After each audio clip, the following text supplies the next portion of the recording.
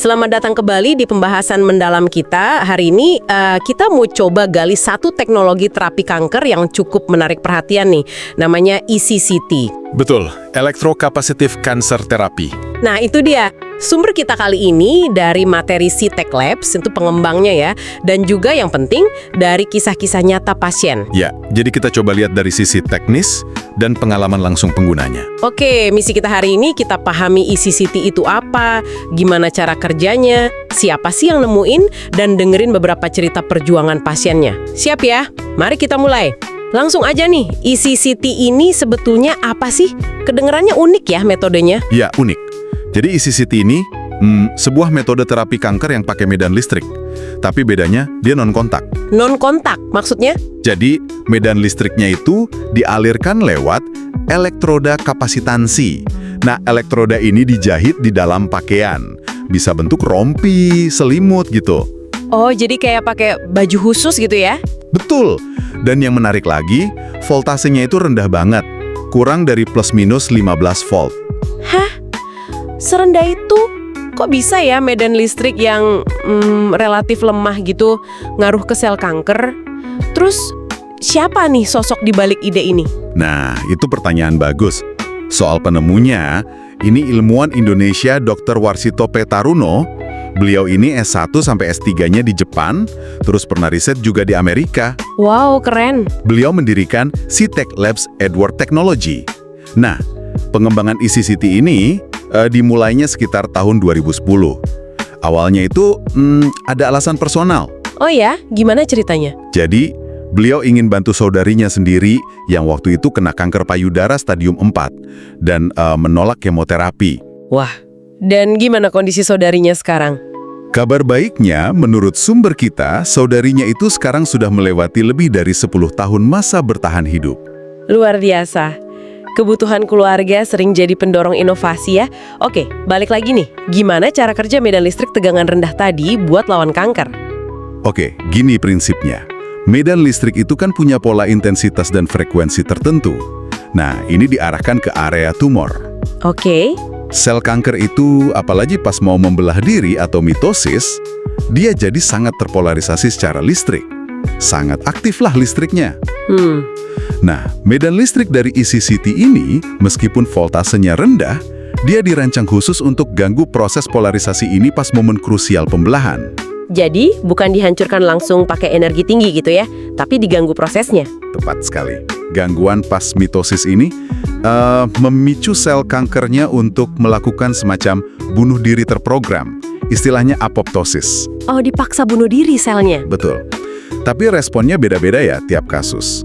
Sumber kita bilang, umumnya sel kanker yang ganas, yang membelahnya cepat, itu lebih sensitif.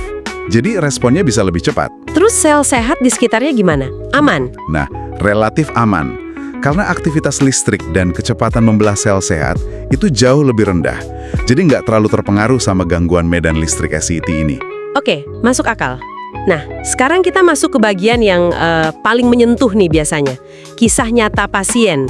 Ini kan yang bikin kita bisa lebih ngerasain ya. Ada cerita apa aja nih? Ada beberapa yang cukup kuat ya. Misalnya ada kisah Ibu AI. Beliau ini didiagnosis tumor chordoma. Ini langka dan ganas di tulang ekor. Ukurannya besar sekali, 19 cm. Wow, 19 cm. Coba ECT. Gimana prosesnya? Prosesnya nggak ringan ya. Sumbernya mencatat beliau merasakan reaksi panas hebat di area tumor. Terus pembuangan kotorannya juga, berbau sangat menyengat.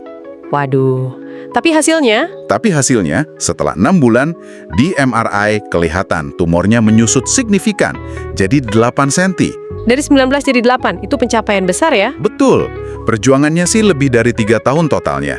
Tapi akhirnya, beliau bisa lepas dari kursi roda dan jalan normal lagi. Luar biasa. Ini nunjukin potensi, tapi juga ya itu tadi, perjuangan yang nggak main-main. Reaksi panas dan bau tadi juga jadi catatan ya. Ada contoh lain? Ada lagi. Kisah Muhammad Razan. Ini anak usia 10 tahun, kena meduloblastoma, kanker otak ganas di pangkal otak. Aduh, di otak ya, pasti sulit sekali. Iya, lokasinya bikin operasi sangat berisiko. Nah, dia rutin pakai ECT selama 6 tahun. 6 tahun?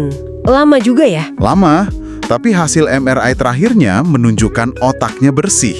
nggak ada sisa kanker. Dan ini tanpa operasi sama sekali. Tanpa operasi? Bersih? Iya, awalnya dia juga ada reaksi. Fesesnya hitam dan bau sekali gitu. Tapi keluhan utamanya berangsur hilang seiring waktu. Ini benar-benar kasih harapan ya, apalagi buat kasus-kasus yang sulit atau berisiko tinggi operasinya. Tapi apa selalu hasilnya tumornya hilang total gitu? Ada nggak kasus yang beda? Nah, itu dia. Sumber kita juga catat itu kok. Nggak semua kasus berakhir tumornya hilang total. Oke. Terutama kalau tumornya jinak atau tingkat ganasnya rendah. Atau lokasinya super sulit buat dioperasi. Ada contohnya, kayak Ibu Herin, ini meningioma di belakang mata. Atau Ibu Sudartati, tumor otak dekat batang otak. Terus gimana ICCT bekerja di kasus gitu? Nah, di kasus seperti ini, ECTT lebih berfungsi untuk nahan pertumbuhan tumornya, biar nggak makin besar. Atau kalaupun nyusut, pelan banget. Jadi lebih ke mengendalikan ya? Betul, mengendalikan. Dan mereka ini, Ibu Herin dan Ibu Sudartati, bisa tetap aktif bertahun-tahun dengan kondisi tumor yang terkontrol itu. Ada juga kasus Pak Samidin, ini beda lagi. Tumor perutnya nempel banget ke pembuluh darah besar. Wah, bahaya itu. Iya. Nah, ECTT dipakai sebelum operasi, tujuannya buat bantu melepaskan lengketan tumor itu. Dan ternyata berhasil, jadi operasinya lebih aman dan sukses. Oh, jadi perannya bisa macam-macam ya? Bisa buat nyembuhin, ngontrol, atau bantu tindakan medis lain kayak operasi tadi. Oke, tadi kita udah singgung soal reaksi tubuh ya. Panas, bau, itu umum nggak sih? Berdasarkan laporan pasien di sumber kita, beberapa memang ngalamin reaksi awal ya. Kayak rasa panas lokal di area tumor, ada yang ngerasa kayak kesetrum ringan, terus perubahan di pembuangan. Pembuangan maksudnya? Ya, feses, urin, atau keringat dan daki itu jadi lebih berbau atau warnanya lebih gelap. Ini sering dianggap sebagai bagian dari proses pengeluaran sel-sel kanker yang mati dari tubuh. Oke, jadi itu semacam detoksifikasi gitu ya? Bisa dibilang begitu, bagian dari proses pembersihan. Tapi kecepatan dan intensitas proses ini ya beda-beda lagi.